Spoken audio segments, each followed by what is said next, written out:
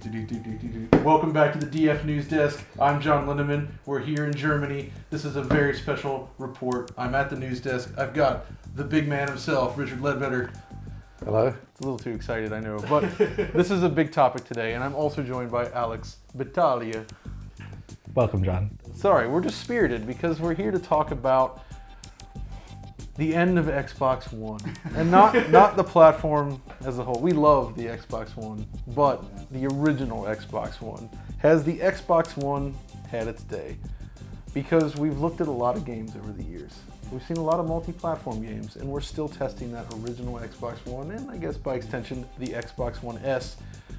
And quite frankly, things aren't looking too good for Microsoft's original machine. The X is brilliant, but the original Xbox One, guys, what do you think?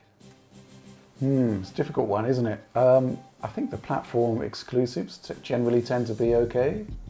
If you look at like Forza Horizon 4. Yeah, that's actually a good point to start with. You're right. If you're talking exclusives, like you're right, Forza Horizon 4 does look really good on the base Xbox One. It's 1080p. It hits 30 frames per second. With compromises, obviously. Yeah, compromises, yes, but it's very well tuned for that original hardware. So it's good to see Microsoft is still very keen on supporting this original platform. There's a lot of them out there, of course. Yeah. But I guess the issue then is with third-party games, and let's kind of talk through this because it's hard to know wholly whether we're really seeing this or not. So what do you think then, guys? Alex? I guess what we are trying to get at here is the fact that performance over time in Xbox One games has seen a degradation from our eyes. That's like our kind of holistic experience with it. Way. Yeah. And it's kind of, they've been offering a more than compromised experience in comparison to the PS4, and then especially in comparison to the Pro consoles. And when, I guess, the gen started off, we saw differentiations in mainly resolution and not whole huge differences in frame rate. But now we're seeing a combination of the two over time in our experience holistically. So we look now at Black Ops 4, which just came out in its blackout mode. We're not only seeing reduced, resolution in comparison to PS4 and obviously the Pro consoles, but also reduced performance. Yeah, you're seeing lower frame rates, lower visual quality, lower resolution across the board. It's just starting to look muddy. And in an age where more people are adopting 4K TVs, it's also starting, this drop in resolution performance is starting to feel more noticeable than before. And that's not the only game we've seen this in as well. Like another one, a big one that I covered this summer, Onrush, that a lot of people didn't watch, but it's an interesting example of this. The PS4, the Pro, and the X all hit 60 frames per second on day one. The Xbox One version was capped at 30 because they just couldn't get that 60 FPS there, despite trying. I need to check if they've improved it since then, but at the time, that was the big problem, is hitting the same frame rate even at a lower resolution on original Xbox One just wasn't difficult, or just wasn't really possible, even when pouring a lot of effort into it. And from what I've seen talking to developers, one of the issues seems to be that it takes more engineering time to really take advantage of the original Xbox One with its ESRAM setup, and of course the development tools themselves. It's just, you have to commit more resources to make that version good. And it's becoming increasingly difficult, I think, to justify putting all that extra effort to make sure that it's top. So they're still shipping solid, these are very playable versions of the games. Don't get me wrong, but the compromises compared to every other version are starting to feel a bit more severe. I think the Battlefield 5 in its current state is a great example of that. We're not only seeing a game that is approaching 720p in actual resolution, but is also being reconstructed at that point in time already, according to our knowledge of the way the game looks.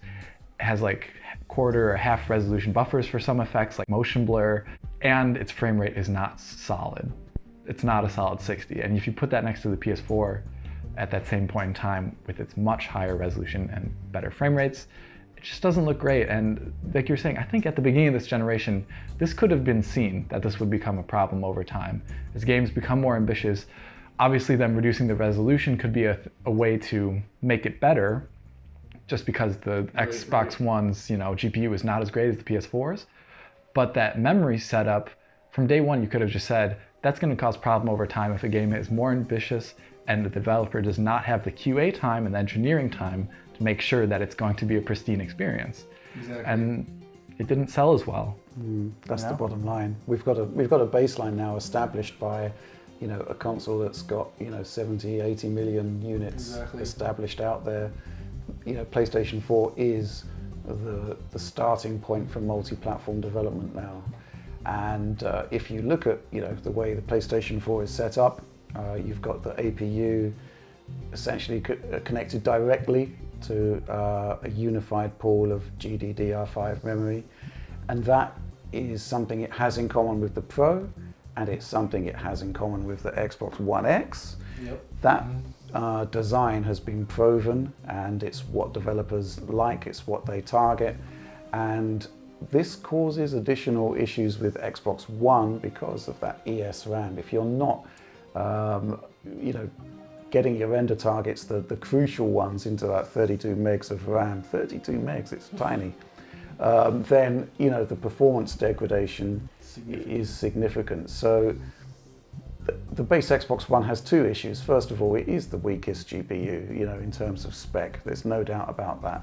Plus the fact that the bandwidth situation is really difficult to handle because of how small the ESRAM is. Now, when the system was originally architected, Microsoft thought, well, we had 10 megabytes of embedded memory on the Xbox 360, and developers did fine with that, and it was an extension of that. Exactly. That's how they saw it, an extension of that system. And the other thing, of course, is that games were typically targeting 720p with far more traditional rasterization techniques than what that didn't have massive buffers essentially in comparison. So it's kind of disadvantaged on two fronts. It's challenging, and I can see that developers are having issues with it. It's quite interesting that you mentioned the development tools. That's something I've heard as well. That basically in the 360 era, Microsoft was so far ahead. They were way ahead. The PS3 tools were terrible from what I've heard. Like talking to Certainly in many the early developers, days. they're not happy with them, especially early on. It got better, but early on it was a pain. So we actually have the situation now where the word we get from developers is that the tools aren't as good as the PlayStation 4s. Yeah, I keep hearing this actually, that the Xbox tools are just a pain to work with, and there's just a lot of limitations, and it's very interesting. It is kind of a flip. In the X, of course, you're still dealing with a lot of these same tools, but the X is powerful enough where you can kind of overcome those issues, and you're able to, the hardware is really good. So, and I feel like it's the move to the X that really kind of allowed this to kind of happen in this way, in the sense that now when you make your Xbox version, the forward-facing one, the people, the most discerning fans, the ones that really care about performance and stuff, probably have moved over to the Xbox One X. But I don't think this is all bad or doom or gloom or anything. I think Microsoft learned a huge lesson from this, kind of like Sony did with the PS3. But the Xbox One, they have seemed to have moved back into this position where they are obsessed with producing very high power console machines within reason, within constraints. But the Xbox One X is obviously the first example of that, and I think it's going to continue with the next generation consoles as well. So it may end up working out in the long term. Well, two things. First of all, I'm kind of wondering if Microsoft might actually produce a revised base Xbox One that's super cheap, that does actually use GDDR5 throughout. But the thing about it is that the current base Xbox One uses DDR3. The production exists for that. So who's still making DDR3 memory? And you can see what they've done on Xbox One X, where they've essentially mapped the ESRAM into GDDR5 space. Yeah. I'm not seeing any major issues there. No, So I'm kind of curious if they will actually, it would massively simplify the design. So I'm kind of curious if they're going to do that. And secondly, I think you're right in that the Xbox One experience has been massively chastening for Microsoft, in that they were significantly outgunned by Sony, who came up with a simpler, more refined and more powerful design for the original PlayStation 4. I think the other thing, of course, is that development trends across the generation haven't kind of suited the Xbox One. So, for example, the move to TAA, basically everything these days is temporal based. And low resolution. Low resolution. Yeah, that's a good point. So this is why, you know, it holds up, but it's super blurry. I mean, you know, Red Dead is essentially, you know, on par frame rate wise with the PlayStation 4 version, but it looks a lot worse. It looks a lot worse. So yeah, maybe that's part of it then. It's just the approach taking in a lot of the rendering passes now has changed, and those changes are not necessarily compatible with really low rendering resolutions, so it feels worse than it did early on, where, you know, games tended to be more pixelated but sharp. Yeah, I mean the early days were pretty grim for Microsoft on the 720p games. Yeah, it felt like it started here, it went up a little bit, and then it kind of back down. You know, there was a period where Xbox One versions were they were knocking at the door of PS4 to a degree, where you kind of felt like you were getting there. It definitely took a long time for developers to really get to grips with Xbox One, though. It was, you know, a matter of years. And I'll tell you what, though, there have been some situations where the lack of GPU power has actually caused things to, you know, new technologies to be deployed more aggressively. I think, for example, dynamic resolution scaling. You can see it especially on, I think the best example is probably Battlefield 1, where up until that point, the Battlefield games have been 720p locked. They went to DRS. It would scale up to about I think it was about 1008p. I think was the official number, something like that. But the point is that a lot of the time it was at, you know, 900, and it looked a lot better. But currently, but funnily enough, of course, that technology was also deployed on PlayStation. And there were equally good results there. So, you know, but it is an interesting example of how, you know, actually having those limited resources has resulted in developers having to innovate and do better.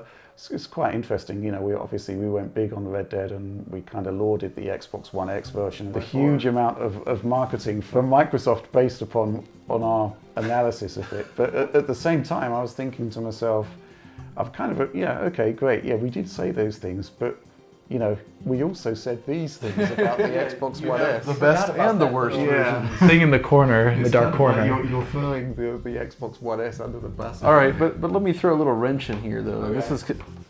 Where does the Switch fit in? Because when you get right down to it, the Xbox One is still more capable than the Switch, right? Sure. It is.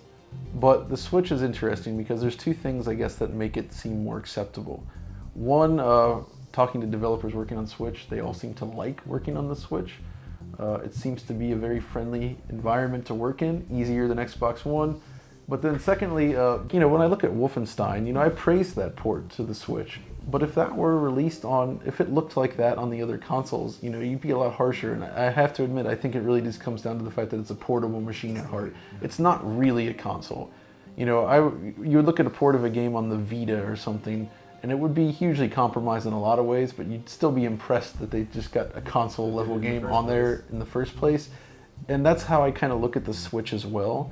I mean, if you had Xbox One graphics in a portable form, you'd feel a lot more favorable about it overall. But I think it's the fact that it just kind of depends on what you compare it to in that sense. But that doesn't change the fact that it feels like it has degraded in some ways, or like your Xbox One experience is a little less great than it could have been compared to earlier in the generation. But again, the other thing is that it is, I think, primarily viewed as a portable system. Exactly. And I think, you know, I have criticisms of the Switch. I don't think it holds up as a living room console. Yeah, that's exactly the thing. When I look at Switch games and judge them, you know, the handheld experience is what impresses me the most. But when you blow them up on a TV, it really loses a lot. I mean, the console experience in a lot of games just isn't that good. How you enjoy it kind of depends on what you're looking for to a degree. Like, you know, You give it to some younger gamers, people that are a little bit less technically inclined or really interested in that, and they're still going to have a good experience with the system. So you're still getting good games, and it's nice that it's supported. But I think at this point, if you do care about those things, you probably would want to have moved on.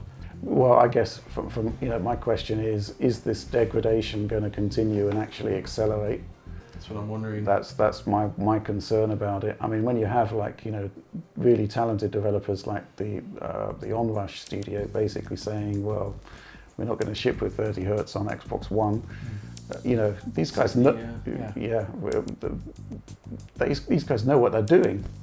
So the fact that didn't happen, it's kind of indicative. And again, you're right that the TAA situation, the scaling situation on 4K screens, 1080p kind of holds up, but some of the presentations we've seen on Xbox are really problematic, and I've got a bit. And I think there's just that massive gulf between first and third party on Xbox One. Right. Like you look at Gears 4, you look at what they're doing with Gears 5, and you think that's running at 1080p on a regular Xbox One, and it's phenomenally impressive. Yeah. But then comparable third party titles always seem to come in much lower in terms of performance and image quality and visual features. So the hardware can still deliver some impressive results. Well, the Xbox One S is going to live on because the xCloud servers are based on Xbox One S. That's right, exactly. So, which I would imagine, let's say they do scale it down to 7 nanometers for the servers.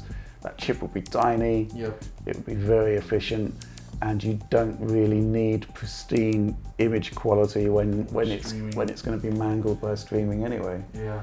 So I don't think the hardware is going away, and I do think that the development side of things and the quality of the multi-platforms is an issue. And we're going to be watching this one quite closely in 2019, I think. Yeah. So to sum up, is it the end of Xbox One? Well, it's not. Doesn't seem to be if they're going to be using it in their streaming solution. Yeah. So maybe it's not over yet. Well, Microsoft are always going to need a cheap console to sell. Yeah. It's just, it's to the point now where they were selling it for £170, which is, pretty much, amazing and actually quite a lot cheaper than the PlayStation 4, which was that's true. Bottoming out about 200. And honestly, the Xbox One S console is still beautiful. Yeah, the box itself is good. Not that it matters to performance, but it's a beautiful looking machine. I love the look of it. Yeah. But for someone who's using it on a television, it's not the recommended console at all. I would say like a large screen television, like throwing it up on this right now. Yeah. I don't think I would say if you care about multi-platform games, get something else. Okay, so yes, we are indeed wrapping it up right here, right now. Please do like and subscribe if you enjoyed the content. Ring the notification bell for instant notifications when a new Digital Foundry video drops. And well, that's all from us for now. Thanks for making it all the way to the end of the video, if indeed you did. And we'll see you next time.